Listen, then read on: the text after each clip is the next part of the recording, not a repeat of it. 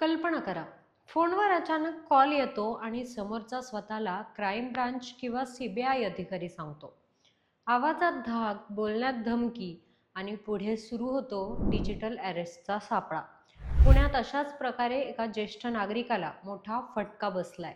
कोथरूडमधील 82 वर्षीय निवृत्त व्यावसायिक सायबर फसवणुकीचे बळी ठरले. आरोपींनी स्वतःला क्राईम ब्रांच आणि सीबीआयचे अधिकारी असल्याचं सांगत त्यांना 2 महिन्यांपर्यंत मानसिक दबावाखाली ठेवलं. या काळात विविध कारणं सांगत आरोपींनी त्यांच्याकडून तब्बल 2,74,00,000 रुपये ऑनलाईन ट्रान्सफर करून घेतले. हा प्रकार लक्षात आल्यानंतर पीडितांनी पुणे सायबर पोलिसांकडे तक्रार दाखल केली. या प्रकरणाचा तपास सुरू असून पोलिसांनी नागरिकांना डिजिटल अरेस्ट सारख्या फसवणुकीपासून सावध राहण्याचं आवाहन केले.